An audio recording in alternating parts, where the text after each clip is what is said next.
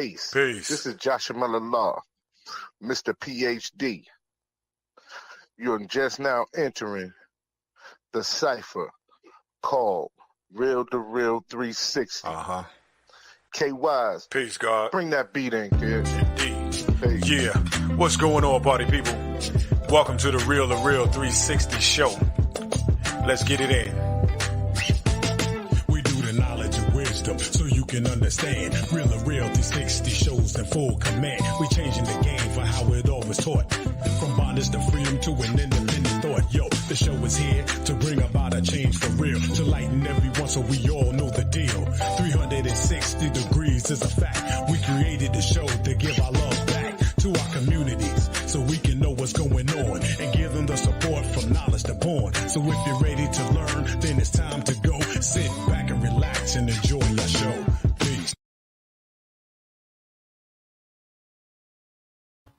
Peace. Peace and blessings. How's everybody doing? Peace to Allah's 5% nation of God's nurse to all the human families of the planet Earth. I be the DJ KY's Allah, aka Kato, the black superhero, giving you love, peace, and happiness. We just gonna jump right into it. On this episode of Real to Real 360, we have one of Long Island, Strong Island's own, one of the first female MCs coming out of Long Island. She is a dynamic person, beautiful woman, a great friend, and just an all-around true human being, without a doubt, is one of the top choices in the building. Ladies and gentlemen, I'm going to bring her on. One of the members of Son of Bazerk, but I have the great pleasure to introduce to y'all and present to others who may not know. Half Pint is definitely in the building, y'all. Let's give it up. Let's give it up. Salute, my brother. How you doing? Peace to the queen. How are you? I'm doing well, my brother. Much respect to the audience, and thank you for having me. Well, thank you for coming. I appreciate it, my brother. Yeah, we go way back, so I appreciate it. Absolutely. Listen, we're gonna get right into it. Before we go any further, first I want you to introduce yourself to everybody out there. Let them know who is Half Pint. Okay, I'm Half Pint, the one and only first and only female hype chick from Son of Bazerk, featuring no self-control, hailing from Port Knox all day, every day. Yeah. So listen, how did it all begin? Let's go back to the beginning. How did it all get started? Well, Freeport cultivates a lot of different talents. And, back in the days, they used to have all those variety shows and all the things. And I used to, be a part of it, watching from the sidelines. But I always was hip hop, from day one. And being in, when my friends used to be in the back of the bus, battling and rhyming, and during the lunch periods, writing. Instead of me taking notes for classes, I'm taking, notes for my rhymes, and, trying to just, find my space and my place in hip hop. And, when going into my sophomore year of college, I was at the park, me and my friends, NFO, shout out, love y'all, my sister girls. We playing ball like we do. You know how we do at Fort Knox. Lady Devils, Red Devils, all day. So me and my crew, we playing at Centennial Park, playing ball, and we trash talking. Listen, I'm 5'3", and I play like a big man, but, I was talking trash, and somebody came up to me and was like, yo, you sound like you could make records. I was like, yeah, whatever. Who says that up in the park, And they're like, no, I'm serious. I'm a producer. I produce, Public Enemy. I produce this, and that. And I'm like, yeah, all right. But I gave him my number. I went, did my little homework. I was like, oh, shoot. Like, okay. He came to my house the next day to speak to my grandparents about, really joining the group and being a part of it.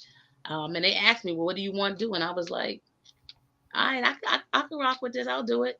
So I found myself a part of the 510 family and part of Son of Bazerk, featuring no self-control. And the man that came up to me at the park was none other than Rock and Roll Hall of Fame Hank Shockley from the Bomb Squad, a producer of Public Enemy and many more artists and acts. And it just so happened that I knew all the fellas from when I was younger, because they were like main staples at my house with my mom, and they knew the family, and So it was like I knew them. I'm younger than they are. So they had already etched their mark out in Long Island through hip hop as the Townhouse 3. And as they were developing the group, because you had now the Bomb Squad blowing up. Now Hank has this label, him and Bill Stephanie, called Soul. Emerge. Here comes, Son of Bazerk. And as I think my first encounter in the studio was at Green Street with when we were doing Change the Style. Okay. That was my first introduction to being in the booth in that manner and in a studio. And I keep tell people though, I made a record when I was in 5th grade because I was in all county chorus. So even though it's like hundreds of people in that chorus, you could hear me somewhere through those songs. So I was like, listen, I'm true to this. Listen, I've been in the game since 5th grade. But I gotta say that from that point on, being a part of the group, I've been able to experience things I've never thought that I could do. I mean, you dream about those things, you talk about it, but coming from where we come from, even though it's the suburbs, you would never thought that hip hop on Long Island would take this life that it has and actually have its own swag to it, to where people are now able to, live and be a part of this culture, to where I was told, and I'll accept it, that I was one of the vanguards, and I'll accept that and I'll embrace that, because, if it wasn't for those that came before me, I wouldn't be here and I wouldn't have a voice. So, I cherish every moment, and I got to say that hip hop has saved my life and put me into this position to where I can do these things and I can be heard on this platform. What was the drive? I know for us growing up back in the days, I remember listening to, there weren't many female MCs in the beginning, as we know. Right. But first time, I believe, hearing Sparky D, Roxanne Shante, MC Glamorous, I was like, you know what? They kicking the doors. And then to find out that most from Long Island, as far as and Queens, was really stomping a mud hole in the scene. And it was rare. And shout out to the first lady of doing so with Shyrock and everything. Yes. Because she's one of my sheroes in the game. Absolutely. One of my sheroes in the game. Absolutely. I think when I first heard them all together, the Funky 4 Plus One More, I was done. I was like, yeah, because she fit so well with the group. And then you didn't hear too many after her in that same manner, but then comes along all of a sudden, female MCs are popping up. So when you first heard the first female MCs, was that part of the drive and determination for you? Absolutely. Like you said, Shyrock is one of my sheroes. Pebbly Pooh, Sparky D, Debbie D, Queen Lisa Lee, the Us Girls, Sequence. That made me believe that I could get to that point, that there was a space for me. There was something there, whether it was me directly or me just listening to them and being able to embrace their message, because they set the tone for what we, our growth, and making a mark and saying that, listen, we are here, you're going to listen and respect us, and we got something to say. And they held their own up against dudes and anybody else, even in the, not just in rapping, but Wanda D, one of the first females, she held it down on the Wheels of Steel, and she's still doing her thing. Mercedes Ladies, you know what I'm saying? Look, come on, this is, that was inspiration. Just knowing that there was a map before I got in that scene. Sparky D, MC Light, Queen Latifah, Roxanne Shante, the real Roxanne. Those were the maps. So, I was able to see that this could be done, right, and embrace that, and I got to tell you, coincidentally, the year before, the summer before I got into the group, no, wasn't even, maybe that same summer, maybe just earlier, I went to a game where, you saw all the female basketball players who became the first season of the WNBA. I watched them play in this tournament. So I'm at the forefront of things. I'm sitting at these tables with people, and I'm sitting across from MC Light and Queen Latifah at the game. And I'm like, yo, then next thing you know, I'm on tour with them. Like these are things I couldn't necessarily fathom, but it could be manifested when you have that dream and you have that cultivation of those gifts, and then you have these opportunities that present itself. You just got to be ready. And this is what, I guess at some point I was ordained or destined to do, and navigate through this culture and be a part of it, and then have something to contribute to it. See, a lot of people don't realize not only were you the first and only MC, but you were the youngest in almost hip hop history, really. Because from going from way back, I think Roxanne Shante was younger, but I was like you said, I was like I think I was 17, somewhere where my grandparents had to give me like some kind of permission, because my birthday was in that August, so I had to, I couldn't really make too many decisions by myself, but definitely, one of the youngest from Long Island. Absolutely. First female, one of the females in a male group from Long Island, where it's all males and I'm the only female. And then again, I'm the first hype chick. I was I was the female version of Flav, but I also and I also have skills on the mic where I was rhyming, and you don't necessarily get that on the first album. You get it on the N41 song. Yeah. That's where you get it. And the way that whole scenario played out, that's what it was like for me. That first album, me trying to just figure out, can I get on? Can I rhyme? I can rock that beat, and they like, yeah, and then I just had to just like bogart my way. And then when you hear Well Thought Out, even though it's years later, it's like we never stopped and we just picked up where we left off. And shout out to Johnny Juice, the producer, Johnny Juice. Yeah, we Johnny ended Juice. Up, I ended up. You hear more of me, and you hear my rhymes, and you hear my skills, and you hear what I'm saying, and you're wondering like, okay, where else was she? And so again, you see the growth, but you also see the love that I have for the culture and the respect. How hard was the competition for you amongst the group of men that you had to go up against on the sidelines or in the backgrounds? When you see back, us off from the stage, everybody's always in the back telling them, all right, let's get it. They got the free ciphers going on that nobody really knows about, unless you back there filming and everything. But how was the competition set up for you as a female MC back then, when it was real hard with most MCs to get on? For me, I played a lot of the background in those scenes, partially because I think when I came out, I did not have a lot of verses on in the songs for the first album, and I think people really didn't know that I could rhyme, only what they heard from the N41. Mm-hmm. So for me, I was an observer. I was absorbing it all. I was learning from everybody, because they would have those ciphers. So I'm sitting there like a student, learning and figuring out where do I, where's my platform and how I develop. And that's where you can see the growth when I ended up, when we did Well Thought Out, because that was a combination of all those things and all those lessons.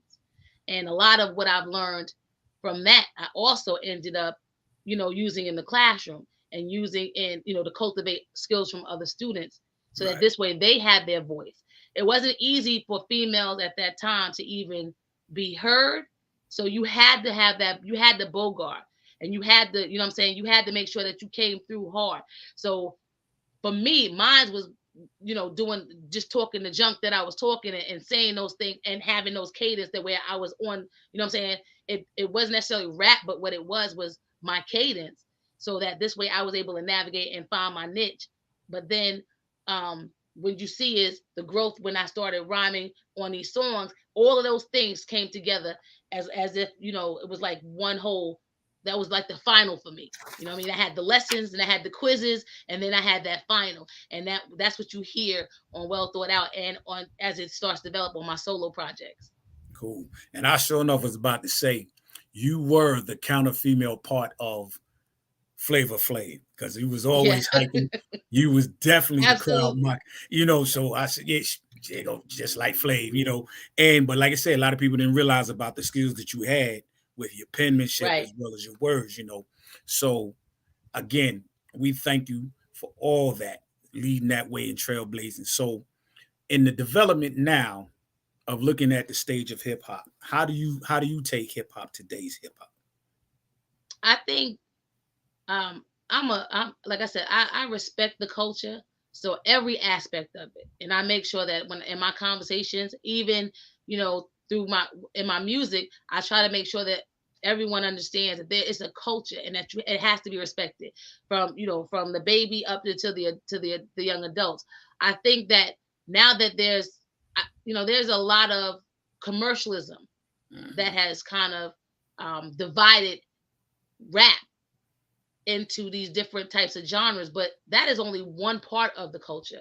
And I think when you have the medium that continues to put out and dictate the narrative, they tend to focus on the rap part, which is a powerful piece because words are powerful, but we're letting other people dictate the narrative, and we're not teaching enough of the younger people for them to be able to decipher between the MC, the rapper, those that just want to colonize or even just bastardize the culture so that this way they can for their own gain. So it's a slippery slope because there happens to be audiences for certain music and other kinds of music, but the culture in itself, in order to preserve it, it has to be respected, it has to be taught, and it has to be explored through all those different mediums, from rap, from MCing to break dancing to DJing and graffiti, and even the fashion, as we continue to see it grow and see all these things that come out of them, from the jobs to the careers that we see, and to also us even in politics. I think the biggest issue for hip hop now is being able to stop those who are infiltrating it and just trying to destroy it from within, because they don't respect it. They only respect the dollar, and that's what they're chasing, those checks, not the culture. Absolute. And you've definitely stayed true to the roots of the real hip hop, because your style still circulates around consciousness and staying true and having fun with the consciousness in the rap, to let it be known that, the real hip hop, you know what I'm saying? And to stay so relevant in the game, even with all the changes, and like you summed it up best with all the division that the media goes back and do. And it goes back to when PE wrote, "Don't believe the hype," because that's what's going on. They don't understand that the roots of this stuff is deeper than just what you see in a camera, because there's a lot of back things. Hip hop is more than just a microphone and a turntable, Absolutely. And so, and I actually created a curriculum, a course. It's a sociology course called The History of Hip Hop, where we talk about and I talk about the sociology perspective of that and connected to the African diaspora, because those elements are connected to there. And then that's where our roots are, and making that connection and seeing the evolution of where hip hop started from those pioneers out of nothing. That rose that grew from the concrete to now emerging to $1 billion businesses where, we're putting presidents in office. We're changing legislation. So people understanding their assignments and remembering all of the sacrifices that came before, not just from, those pioneers in hip hop, but also those revolutionaries that came before, and taking that message and continue to grow. And yeah, there's going to be different messages, and we can all, have fun, and we can make sure that we're being conscious, and then we can also, make sure that we're partying and all those things. But there's a balance that hip hop provides, and in providing that balance, when we dictate that narrative, then our young people will understand and respect the culture enough to make sure that it continues to grow and evolve, but it's the perseverance, and they're preserving what is pure about it. Gotcha. I see one of our fans coming in Facebook. You says, hence the saying, rap is something you do and hip hop is something you live. Absolutely. Yeah. Well, let's talk about the educational side, or the miseducation of Miss Half Pint. You've been in the educational field for 22 plus years. Let's build on that. Yes.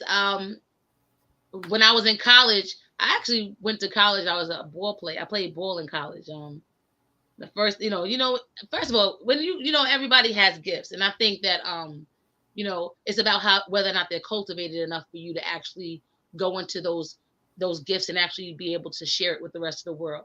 And, you know, when we were growing up, we used to always take those tests that tell you exactly what career you were going to be in and all those kind of things. So it used to always come back that I would be somewhere in music and I would be education. And as much as, you know, I like to tell people what to do, I didn't really like school. So in order for me to play ball, which is what I loved, I had to make sure I go to school. So that's one of the things that I did. When I got to, you know, after my graduation from high school, I went to college and I played ball. And they were asking me, like, what's your major? I was like, basketball. I'm going to be the first woman in the NBA. Mind you, the WNBA did not exist. I'm 5'3", and I'm talking about I'm going to be in the NBA. So again, talking about shooting for the moon and hitting some stars, right? So they were like, no, we got to pick a major for you. So they picked education. I was like, all right, well, you know, we'll see what happens. And you know, at my sophomore year, I ended up getting into the group. My junior year, we went on a major tour. So I went back to school thinking, you know, okay, I'm going to finish out and, you know, we'll figure out, I'll be in the music business. I don't have to worry about, you know, anything else. But unfortunately, you know, when I went back to school, I had to do a little bit more time. I had to do an extra semester. I came home and I was working in Freeport, Fort Knox all day as an assistant, teaching assistant. And I'm, you know, working and I'm like, hold up. You know, the teacher was good, but these are my kids. Like, and I literally had my own family members in the classroom. So I'm like, maybe this is a sign that I should be teaching them, you know? So I went back to school and I got my master's and my certification in teaching. And I started teaching and I thought I was going to do elementary, but I ended up doing, you know, high school. And I haven't looked back since. And I realized that was my assignment. My assignment was to empower young people, you know, through hip hop culture, because that's who we are, and empower them so that this way they can, you know, be self-sufficient, analytical leaders and thinkers to where they can change the, you know, society to where we need to be. We have that equity and that respect that we deserve. So, you know, that's what I've been doing. And, you know, I ended up working in Roosevelt, which is the Terror Dome, you know, so it's right around the corner from home. And again, it's been a pleasure and a labor of love to be able to support and build in my community and make sure that, you know, I'm hands-on with the next new leaders of the world, you know. It's a beautiful thing. And just my growth, because I learn every day from them. But I've always been able to incorporate hip hop because, again, that's who we are. So it's not, again, it's how you live. It's a lifestyle. It's a culture. So that, and imparting those ideas and those information and dropping those jewels and giving those students knowledge of self, that's what's been my calling. And it's been allowing me to continue to grow and have more of a platform and have more to say now that I, you know, when I'm on the mic.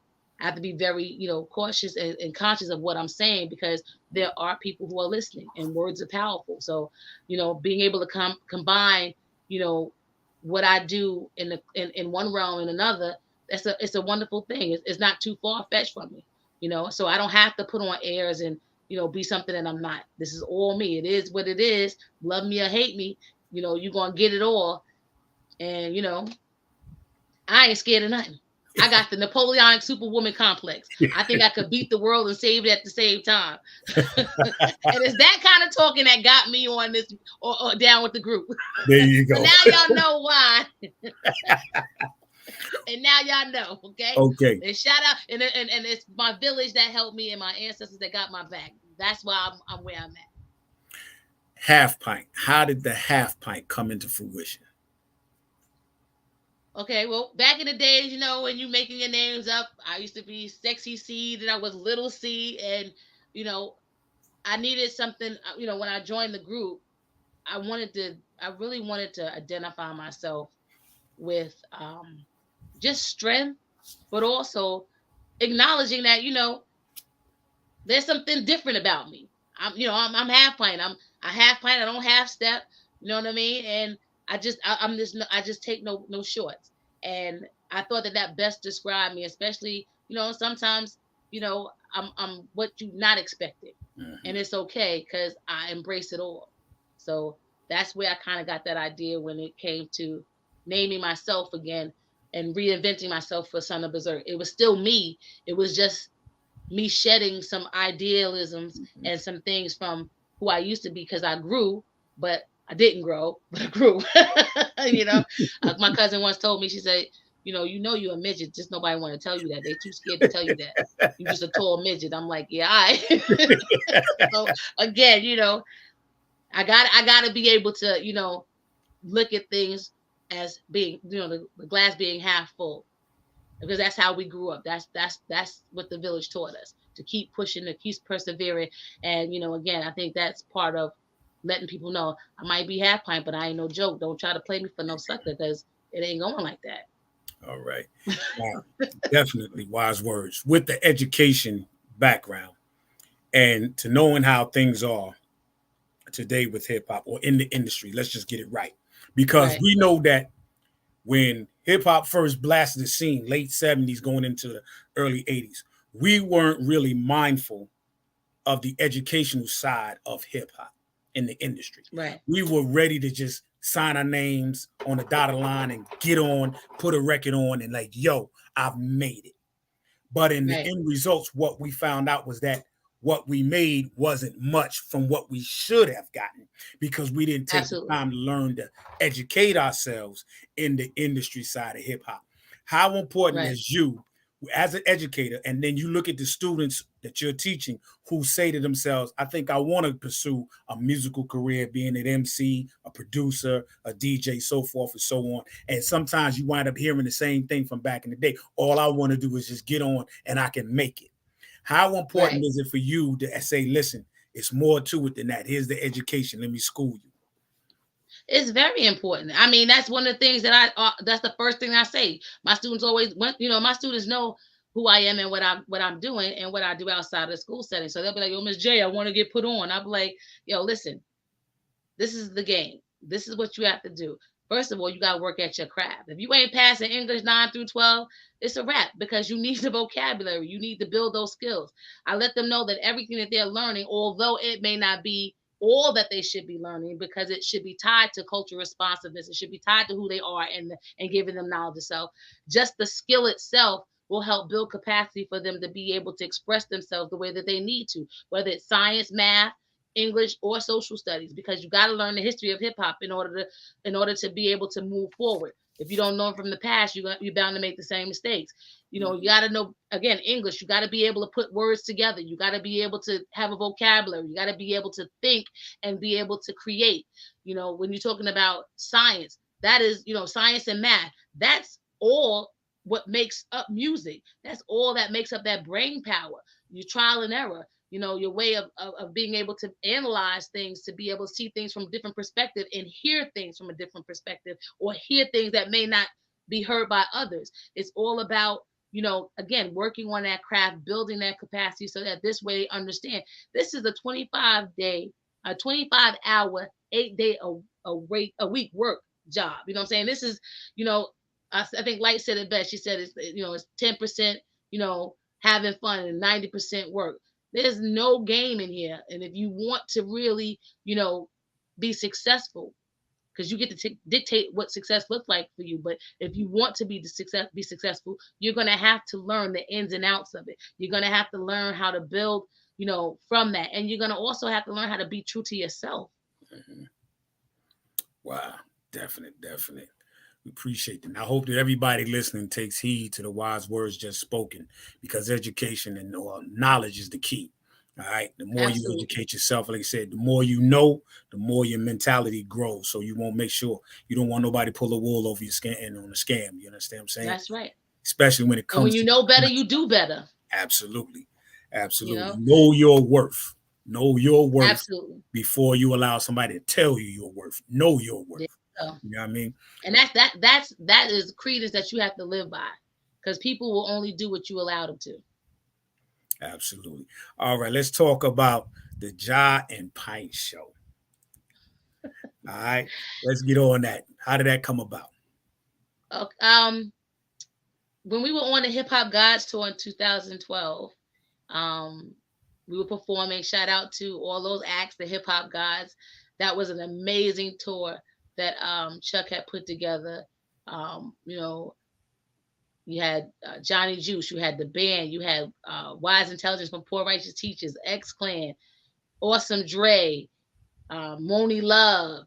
It was it was Schoolie D. This was a phenomenal tour, and at the last leg when we're in California, Gary G. Wiz and Chuck, I guess they were talking at some point, and Gary was like, "Listen, what you think about you and Ja doing a show?" And I was like, "Bet, like, okay, like, yeah, I'm with it," you know. And so, next thing I know, he's saying, "Listen, I got the concept. John Pint show. You guys are gonna do what y'all do, and you're gonna talk about the music, and you're gonna talk about the videos." I was like, "Bet, this is what we do. We have, John and I, like I said, all of the guys, they're my big brothers. Mm-hmm. So I am the little sister, and as spoiled as I am, they still rag on me like a little sister, and they, get out of here, those kind of things. So we banter back and forth, and that's what you see on those shows. That's organic. It's not scripted. That's my brother. We have fun. We talk. We laugh. And we talk junk to each other and about other people too. But but we were able to really just be in, just do what we usually do, critique and talk and have conversations about hip hop, or on a regular basis. We got a question from one of our hip hop paint people out there. Divine education, peace, God, peace. Peace, half pint. All of the aspects you spoke about are relevant to daily life, as well as knowledge of self is the key. So that's his comment right there. Thank you, my brother. Salute. No doubt. Peace. We appreciate that. If any, like I said, you got call-ins, you can call us in at 336-807-9299. You can speak to MC Half Pint. You can speak to the guard. You got any questions or comments, feel free to call in and do so. And we're going to keep it going. Speaking of videos, I got the video here, and we're going to talk about real hip hop. So before we bring it on, tell us about the real hip hop half. So we did a song with True Groove All Stars. Shout out to Thomas Donker, Marla Mace, and all the family over there, True Groove All Star Records Company. And it was a hot song called "Skin in the Game." And then one of the owners was like, "Listen, we want to work with you." So I did some features. I did a feature with Marla Mace, and I did a feature on Thomas Donker's True Groove All Stars compilation album. And then I got a chance to, do a solo song. So I got a great beat from Touchy Feely, who is the producer. He's great at what he does, and he's a great producer. And when I heard it, I didn't really, the original thought was something totally different, but I was rocking to the beat and I'm like, no, this is something else that I got to talk about. And I wanted to, I thought about empowering my young people specifically about hip hop, and reminding all of those who are part of the hip hop culture that are older what hip hop was, and then give it to a homage to the pioneers. So this is my salute to hip hop. Then and now, the pioneers, the babies, those that are coming up. And I just wanted to really remind them what it was really about. That's the message. And then also the having fun piece. And I when we cut it, it was in 2020, during COVID. Mm-hmm. So after I did the song, and they were like, okay, we're going to do the video. What would you like? What do you want? And what are you thinking?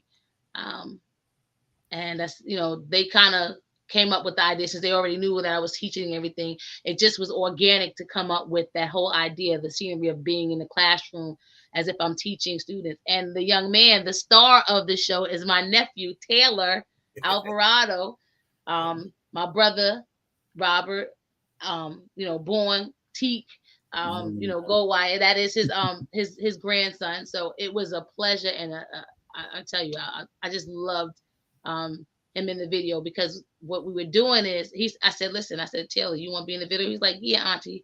Because at this point, he wants to be a dancer. So I put the cardboard on the deck. broke up the cardboard, taped it to the deck, and I said, yo, listen, I'm gonna show you how you get down with how a b-boy get down in hip hop. He was like, all right, auntie. I showed him some of the videos from the b-boy battles, and then I had to do my little thing, kind of, sort of, but not really, because I'm a little shaky up in that now, because I'm a little older than I used to be. But he spent the whole summer just practicing and doing that. He likes the beatbox, so we did a little skit for Microphone Fiend for his radio. I mean, for his his commercial. Okay. So he was learning the elements while we're going through the process of me getting ready to record the song as well as do the video. And so I thought about, I was like, school's not in session, so I can't use students because COVID and then we're not in session. But you know what? I'm going to make sure that he's a part of it. And he was like, auntie, I got it. And you see the end result. Brother man was knocking it down. He did his thing. Absolutely. And shout out to William Murray and Carly O'Neill. They were great with the video and the photography. True Groove All Stars really did right by me. They are a beautiful family of artists who embrace, and that's what the end result was. And I couldn't be more happier. All right, so why don't you go ahead at this time and introduce to the view what we seeing here. Okay, so again, this is Half Pint from Son of Bazerk featuring No Self Control, the Rebel Soul Sister. Check out my video, Real Hip Hop, starring Taylor Alvarado and me, Half Pint. Hey.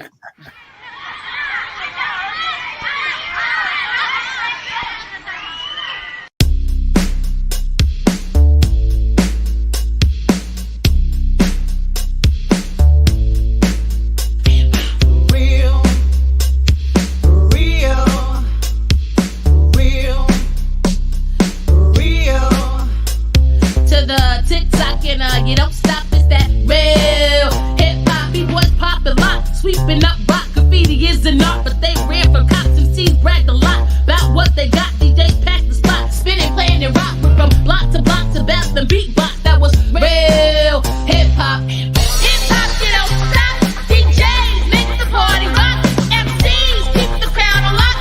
B-boys make some noise. B-girls, they run the world. Hip-hop, you don't stop. DJs make the party rock.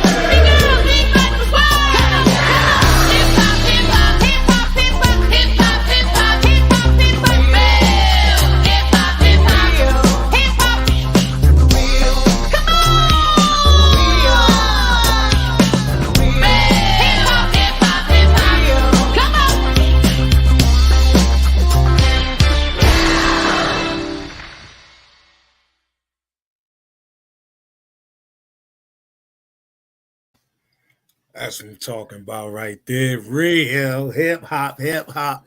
Yes, y'all. You chilling with me, DJ KYs, aka Kato, the Black Superhero, one half of the Real 360 show. And we are live and in effect in the building with Half Pint. You know what I mean? Beautiful video, sis. My little man did his thing, of course. Yeah. I had to ask. I also saw that was Sean Smith at one cut in there, wasn't it? Yes, that was Brother Sean. Absolutely. Listen, I got listen. I am so homegrown. I gotta make sure that I'm showing love to everybody. And you know what? Shout out to my sister MC Glamorous, because she is the first MC from Long Island to be signed to a major deal, and she's doing her thing still. Gotta shout her out. But yes, definitely. You know, I want to shout out also Wanda D, who was on there. Yeah. JJ Fad, DMC. Yeah. You know, I called in a couple of, you know, just a couple of favors, you know, but I gotta shout them out for coming through and, you know, always showing me love and respect. And it's one thing I've learned about hip hop in itself, again, it is a small community, but it's love for all and respect for all. And I've had the privilege to meet some great, great people. Aside from what they've accomplished in the music industry, they're just great overall people who are down to earth. You know, they don't look down at nobody just because of their status, but they're, you know, they're just, you know, loving, embracing people. And, you know, I got to shout them out. And this goes from the pioneers even up into, you know, those that are inducted in the Hall of Fame, and to know that they embrace me and show me love and respect. It's only a mutual thing. Definitely. Absolute. One of the things that I know that you talk about a lot, and we want to emphasize on that, especially because one of the things that we teach is the babies are the greatest. You know, they are our future. And one of the things that I know you strive for, the empowerment of young kids to lead their path, to get a right step. So let's talk more about how you feel when you be feeding the babies the education and strive to them again, the importance of getting those educations, finishing school, and if they want to further themselves, the college degrees and all that, but yet still remain humble about who they are and remember the grassroots. Right. Absolutely. That's important. Remembering who they are and where they come from is important, because, you know, the same people you see, they used to always say the same people you see on your way up is the same people you see on your way down. So you got to be humble. You got to, you know what I'm saying? You have to respect the culture, but you also have to be grateful for what you have. You know, for me, do I wish I was like, you know, pulling dollars in like a Cardi B or like a Beyonce or a Jay-Z? Who wouldn't? But at the end of the day, as long as I can look at myself in the mirror and be proud of what I've accomplished and know that I have sowed some seeds that will grow and be once they're cultivated into some wonderful people who are you know, resilient, intelligent, they have good character, you know, and they love their community and their people, I'm doing my job, you know, whether it's on the mic or whether it's in the classroom, you know. And in the classroom, you know, I scare some folk, you know, because my kids come first. You know what I mean? I say it all the time, I'd rather go to a store that they own than one they about to rob. So I'm going to feed their minds. And I'm going to make sure that I cultivate their skills, because there's no way you know what I'm saying, you're going to tell me that they don't deserve the same things that everybody else got. No way you want to tell me they don't deserve to be great and they shouldn't be told that on a daily basis. No way you can't tell me that my assignment is not to cultivate that because the ancestors did that for me. You know what I'm saying? No way I can't, you know, there's no way that I can live in a community where I'm not bridging gaps between the elders and the young people, so that we revere them as we respect them and what stories they got to tell. And we listen to them and sit at their footsteps and learn that, you know, listen, these are some tools that they're dropping so that we can be a better community, because the map is there, you know, and people forget that it's been there all the time. We've seen it. We don't learn about it in the schoolyard because they're not going to teach you that. So you got to teach yourself, and you got to teach each other. You got to teach the village, and everybody has a role to play. Right. I wanted, matter of fact, when we touch base on this in the hip hop joint, where right now there's a lot of known artists that are real glamorous and put out there, they're getting their shine on. No disrespect or anything to them. But there are a lot of female MCs out there right now that I have listened to. I have watched some of these young ladies that are phenomenal with the wordplay, lyrically skilled, that are not getting the shine that I feel that they deserve because they don't fit the industry status quo. You know, Absolutely. They don't have the injections, they don't have the Botoxes and all that other stuff. And again, not taking away from those who chose to do that. That's right. What I mean when we talking about lyrically shaking and breaking the mic. These females are underground artists that's just phenomenal, but are not Absolutely. Getting their just due deserve. So I wonder how you feel about that as well. Listen, I'm a proponent of it. If the skill is there, absolutely, you should be making sure that it's cultivated and that you're celebrating it. Absolutely. And you're right. There are a lot of sisters who are not getting their just due because they don't fit the image of what the industry says it should be. But that's where we go back to talking about dictating the narrative. Mm-hmm. If you're true to yourself, you don't have to, bow down to that system. People that again, there are people who this is who they are, and it's fine. You know what I mean? I'm not knocking nobody's hustle. As long as you're true to yourself as far as what it is, who and you're okay with whatever the image is that you put out there, then, rock out. You know what I'm saying? Respect due. No love lost, respect. And that's what you do. But we miss it because we're a visual society. America's visual. So they tend to gravitate to what they see, where they're probably they don't listen to the lyrics until after the fact. Mm-hmm. And they forget that there are some real lyricists, women who have, who walk the walk, talk the talk, and they're lyricists about, and they're real about that, and they work on their craft. And salute to them, and salute to those sisters that are making it on their own terms in the commercial world too. There's nothing wrong with that. They're creating their own terms. They're dictating the narrative. I'm not mad at that. Keep rocking out, because there are those, and there's an audience, and there are those that love that, and there are audiences for those that want lyrics and a focus on that lyricism and that underground tone, and that has to be exposed as well, so that this way there's a balance, because that's what's missing, the balance. We ask these questions to everybody that comes along in the musical platform. Who would be your top Mount Rushmore of hip hop to you? And it doesn't necessarily have to be in any particular order, but just like, who would be your Mount Rushmore in hip hop? Well, it would have to be a male version and a female version. And okay. It also depends on how I feel for that day. But I will say, Kaz, Grandmaster Kaz. Mm-hmm. I would have to say Rakim. Okay. I would have to say LL. I would have to say, what's that, 4? Was that That's 3 or 4? Right now?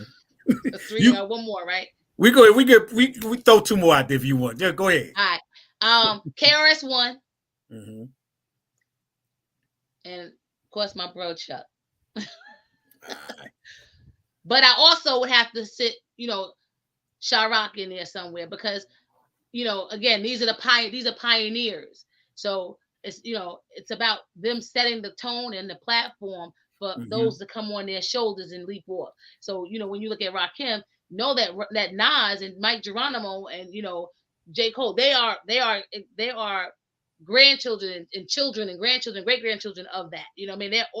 They're leaping off those shoulders to really build something and continue to grow. So, I say that's why I chose those particular artists for that Mount Rushmore. And again, it can be interchangeable depending upon right. What the criteria is, but for mm-hmm. setting the tone and setting and that foundation, you look at those that did it best. And Melly Mel. Absolutely. Can't forget Melly Mel. Can't forget Melly Mel. You can't forget him. The undisputed. Right. The first to ever do a collaboration with an R&B artist. He was the very first. Yes. Shaka Khan. Absolutely. So big up the Grandmaster. But it also shows you the growth Oh yeah. of, again, growing from the concrete, from nothing, from ashes, and building an empire to where we, Chuck said it best. He says we're the only genre of music that do not respect the elders in that sense. And it's always considered a young person's game.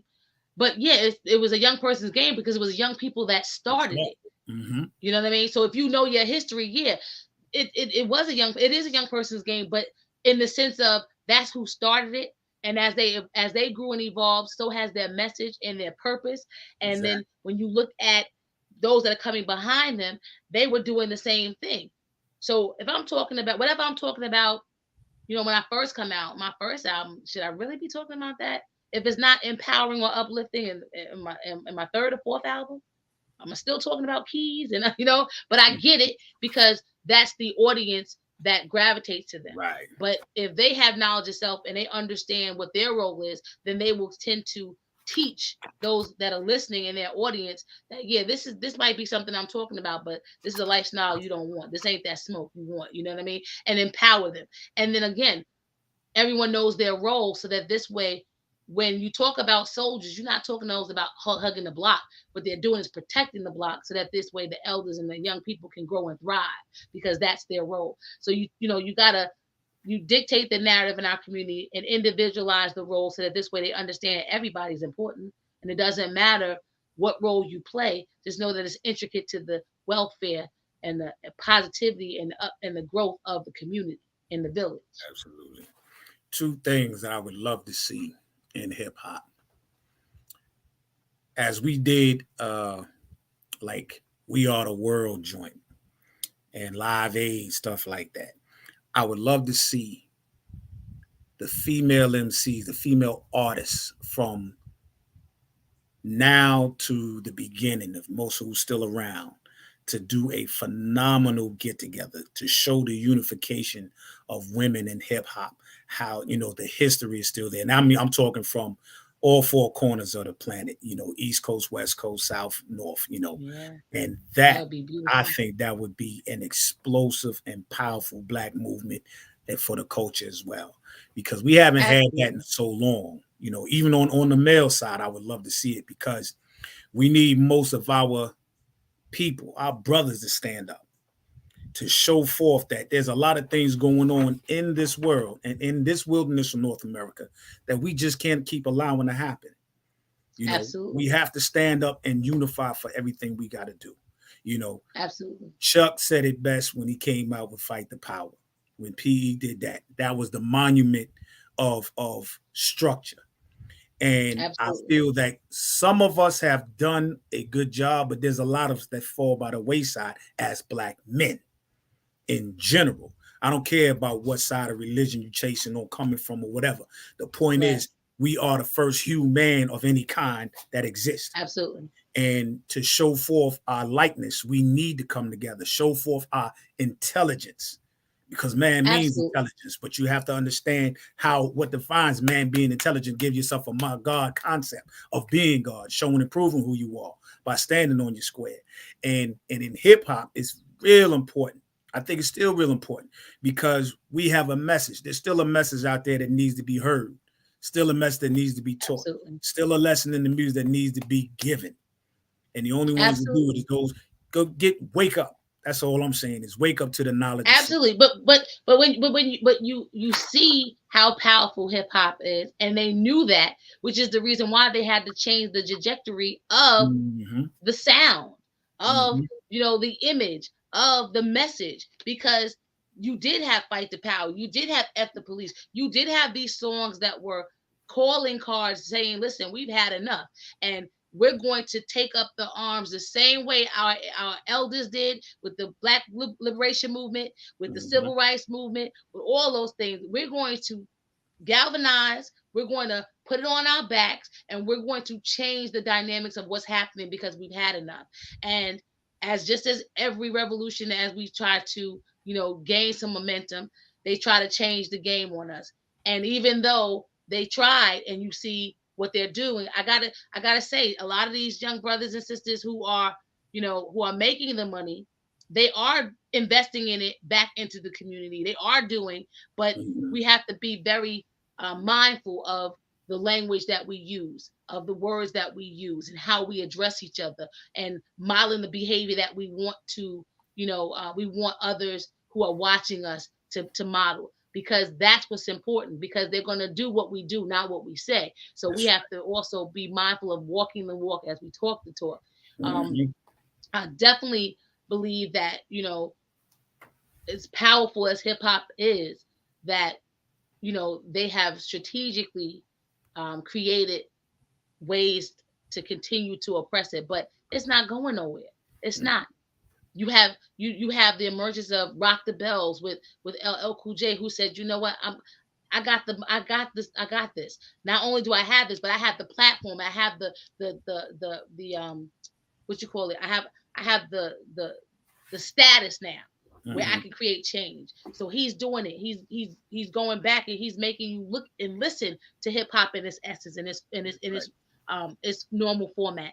You have Jay-Z, who says, yeah, I got a different status, but you know what? I'm going to change the laws. I'm going to make sure that, he's got these lawyers that are changing and challenging these systems that exist to continue to oppress us, whether it's from the, the core plantation, or the penitentiary, or whatever you want to call it, the new plantation, whatever you want. But he's challenging those systems he grew up in, and he saw his people grow up in. You have the message that are still there, and that are conscious new movements that are still evolving. And so there's that power in that, right, and making sure that people don't forget. And that's where we come in at. And people like myself and other hip hop historians or lovers of hip hop or of the culture, they are now in the classrooms, they are now in the banks, they are now in politics, they're now in all of these realms that can help create change. You just got to remember, what I'm saying, that our mission is not their mission. Our mission is to galvanize and to empower and to change, whether we divest and create our own, or we kill it from inside and we change the trajectory so that we have that equity. All those things are plans that have been laid out years and years ago from other movements. And all we have to do is just keep reminding ourselves this is our assignment, and don't get caught up in the hoopla of the money and the glamours, because that's all temporary. That's right. Oh, wise words said, beautiful queen. Listen, we coming up on our 2-minute warning, but before we get up out of here, I just want you to let the people know how can they get in touch with you and reach you and follow you. Well, you can hit me up on Facebook under Half Pint, the $.5 pint, on Facebook. Also on Twitter, Instagram, Half Pint written out, HALF Pint, PINT, NSC, but no self-control. So that's on the Twitter and the Instagram. And on YouTube, I'm under Rebel Sister. So, stay tuned, because we got some great things coming. Shout out to Son of Bazerk. We're working on a documentary. We're working on a soundtrack. We're going to continue to put out good music. We got that Pop Smash record and album coming out, and project coming out. We got Pep the Entertainer, Daddy Raw, who continues to sing and with his pep in the Soul Explosion. You have Bazerk, who is on the Wheels of Steel on SSH radio. Yes. So we are all doing things independently, but we are all still doing things collectively as well, because those are my brothers. So we ain't going nowhere. You know what I'm saying? Gary? Yeah. He just celebrated his birthday. His birthday too. My man. So everybody is working, they're grinding, they're doing their thing. Again, I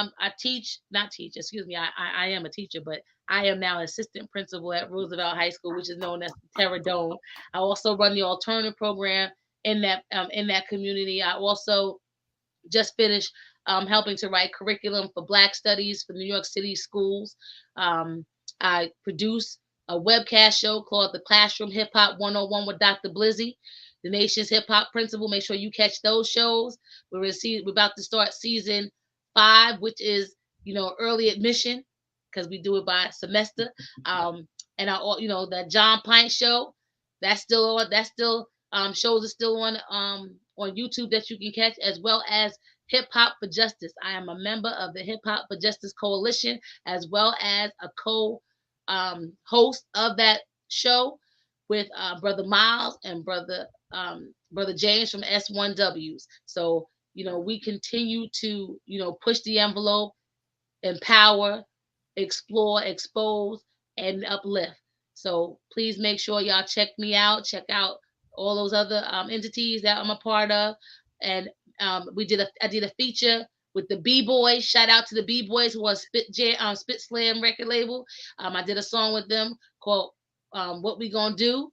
I did a couple of features with Solo Flex and some artists from Cali. I'm continuing to put out that work. Please make sure you check me. All right, ladies and gentlemen, you've heard it straight from the beautiful queen, Mr. Illustrious Half Pint. Yo, it's been a pleasure and an honor seeing you. It's been a pleasure. And I want to salute you, my brother. Hey. Keep doing your thing. I'm proud of you. Port Knox all day, every day.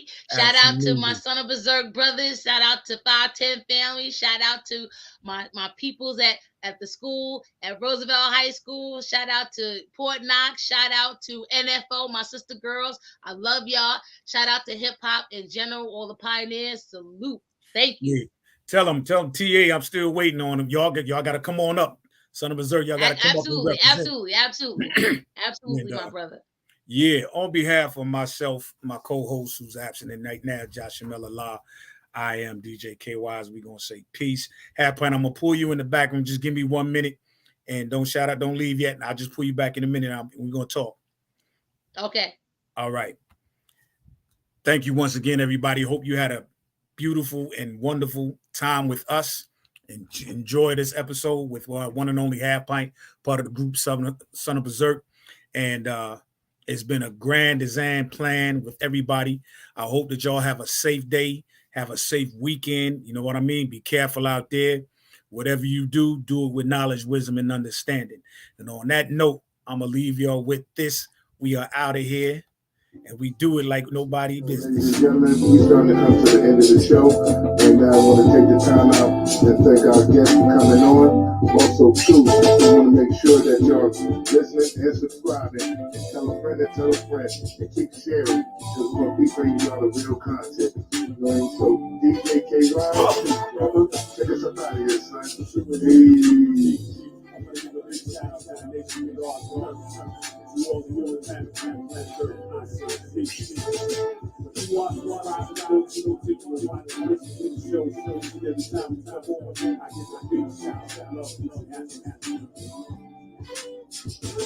The future man, woman, the child of the human, not first. It's time for us to disperse. We bring the best, not the worst. We thank you once again for tuning in to the real 360. We bring a friend to hit that like and subscribe so we continue to grow to bring more knowledge and wisdom to you upon our show. You make it possible for us.